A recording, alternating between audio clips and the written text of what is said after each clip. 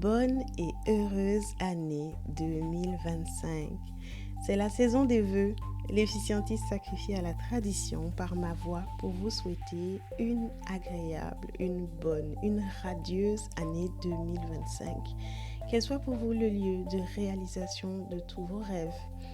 Une année de santé, une année de paix, une année de prospérité, une année de réussite, une année où vous vous rapprochez un peu plus de cette meilleure version de vous-même que vous poursuivez jour après jour et chaque fois que vous écoutez ce podcast sur l'efficacité personnelle et professionnelle. Pour l'occasion, nous allons un tout petit peu plus loin que les meilleurs vœux et je vous lance une invitation toute particulière, une invitation à planifier avec moi l'année 2025 pour la faire démarrer du bon pied. Pour faire de vos résolutions quelque chose d'un peu plus que des vœux pieux qu'on oublie à partir du mois de février et mars, pour établir des objectifs SMART, plus concrets, plus faciles à suivre, plus faciles à tenir, pour regarder non pas à l'échelle d'une année, mais à l'échelle de vos rêves avec la méthode des chronorêves et bien sûr pour définir des trackers selon la méthode du bullet journal pour suivre efficacement les objectifs fixés tout au long de l'année et s'assurer de les atteindre. Tout ça et bien plus encore dans cette session planifiée avec moi 2025 qui sera live sur YouTube le 17 janvier. Je vous donne tous les détails juste après les vœux de l'efficientiste pour l'année 2025. Ne bougez pas. La parole est esprit et elle est vie. J'y crois fermement et c'est pourquoi je ne manque pas cette chance de donner vie à nos souhaits pour nous-mêmes et pour nos êtres chers en ce début d'année en les manifestant par des souhaits, par des mots et par des énergies tout aussi positives. C'est pourquoi, en ce début d'année, je vous souhaite, au nom de l'efficientiste, la santé.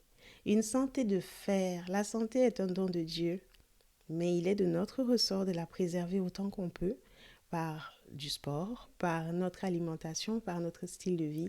Alors je vous souhaite le don d'une santé de fer. Je vous souhaite la paix du cœur, la paix de l'esprit. Car sans la paix, il est très très difficile d'envisager de la productivité, de l'efficacité et tout le tintouin si le cœur est dans le tumulte, si l'esprit est perturbé et si le contexte social, le contexte humain, le contexte politique ne le permet pas. Alors je vous souhaite la paix. Je vous souhaite la force, le courage de vos convictions, le courage d'aller chercher, d'aller trouver ce que vous méritez, ce que vous recherchez. Je vous souhaite la joie qui vient de l'intérieur, la vraie joie, celle de se retrouver ensemble, celle de se retrouver en famille, entre amis, celle de se retrouver tout simplement bien. Je vous souhaite la détermination pour voir l'issue favorable à tout ce que vous entreprenez et combattre pour atteindre le résultat. Je vous souhaite des projets plein les yeux. Les projets sont symboles de vie, les projets sont ceux-là qui entraînent un changement positif dans notre vie. Les projets, c'est ce qui nous fait avancer d'un point A à un point B en recherchant une situation meilleure. Alors je vous en souhaite plein les yeux. Je vous souhaite des opportunités, savoir les reconnaître, savoir les saisir. Je vous souhaite l'espérance. L'espérance, c'est un peu la lumière au bout du chemin. Même quand on traverse des situations difficiles, même quand le combat est rude, l'espérance, c'est un peu cette bougie, cette petite lumière qui va nous permettre de continuer à avancer. Je vous souhaite l'amour de soi d'abord.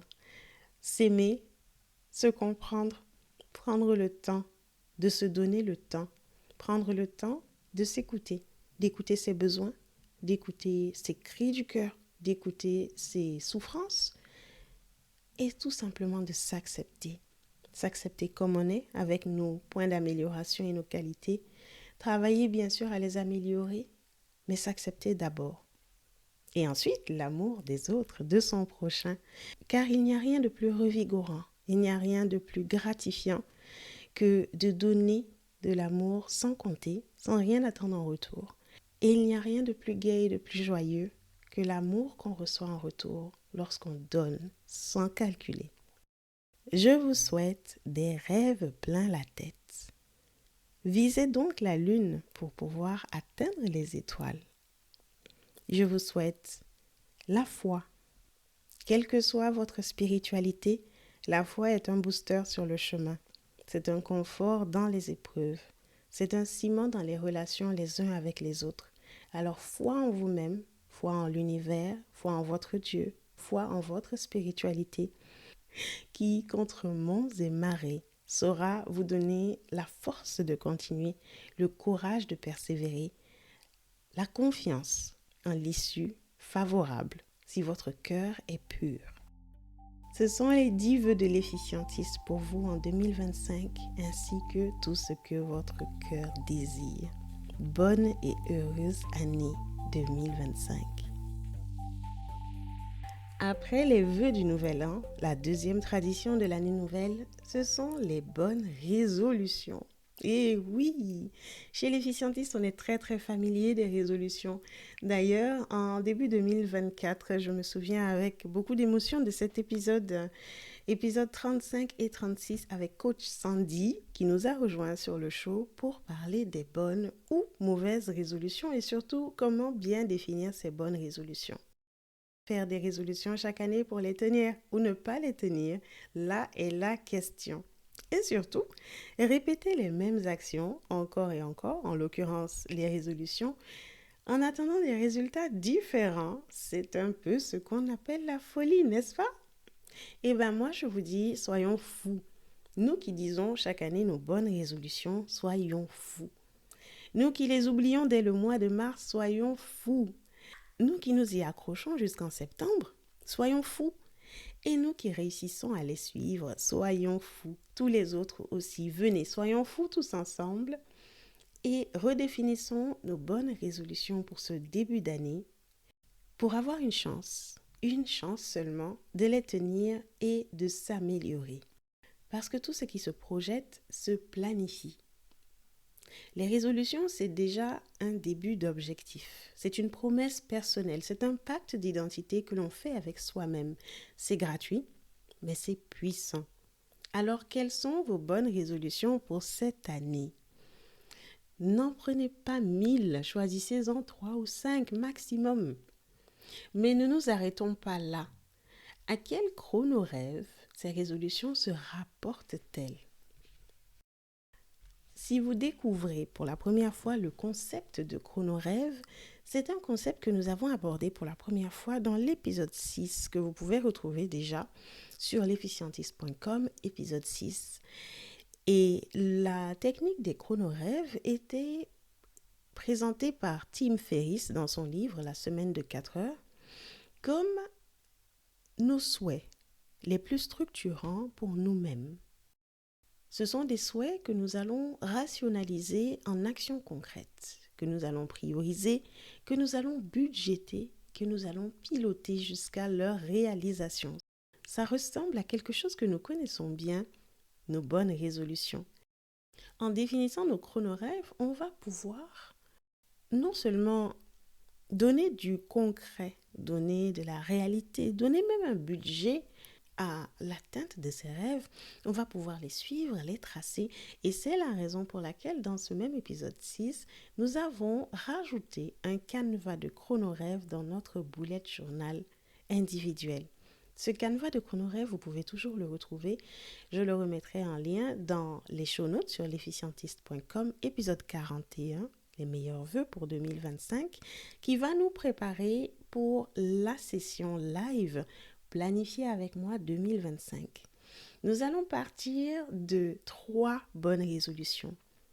Nous allons raccrocher ces résolutions avec des chronorêves, des rêves structurants.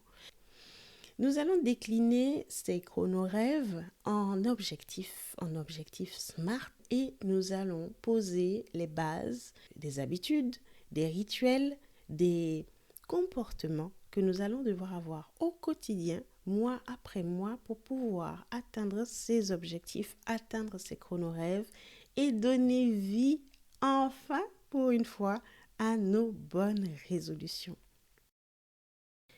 Je fais très peu de live tout simplement parce que les contenus qui sont la marque de fabrique de l'efficientiste nécessitent souvent d'être consommés, digérés, intériorisés avant de pouvoir être appliqués comme des outils d'efficacité. Par contre, cette session planifiée avec moi 2025 sera, je pense, très intéressante pour nous tous, y compris pour moi-même, puisqu'on va pouvoir donner vie à quelque chose qui souvent reste à l'état de vœu pieux et on finit par être frustré de ne pas avoir tenu et on finit par se dire à quoi bon définir des bonnes résolutions si c'est pour ne pas les suivre.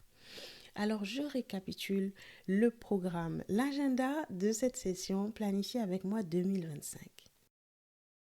On définira ensemble 3 bonnes résolutions pour l'efficientiste que vous pourrez appliquer à votre cas personnel. Nous identifierons à quel chronorêve ces bonnes résolutions se rapportent, comment elles contribuent à l'atteinte de rêves d'identité, de rêves d'être, de rêves d'avoir et de posséder.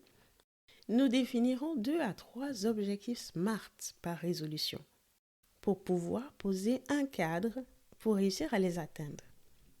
Enfin, nous ferons le tracker mensuel qui nous permet de poser des dispositions, des habitudes, des mécanismes par mois, par semaine ou par jour qui nous permettront de nous rapprocher un peu plus de ces objectifs SMART. Tout ça dans le cadre de la méthode du bullet journal de Ryder Carroll que vous pouvez aussi retrouver sur le show dans l'épisode 2 ou 3. Sur tout ce processus, vous aurez la possibilité de poser des questions. Que vous soyez déjà un pratiquant de la méthode du bullet journal, que vous découvriez tout juste ou que vous souhaitiez vous lancer, ce sera l'occasion de repartir avec des éléments très concrets pour vous lancer du bon pied. Venez avec votre carnet, venez avec votre bullet journal. Tout ce dont vous avez besoin, c'est d'un carnet et d'un crayon.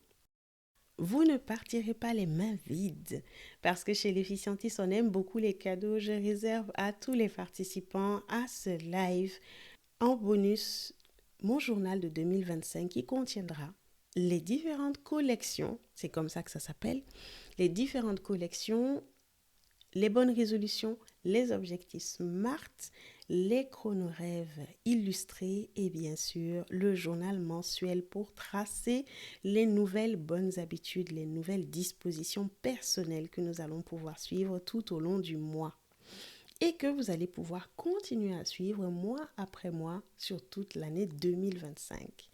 Donc, s'il est besoin de le dire encore, ne manquez pas cet épisode.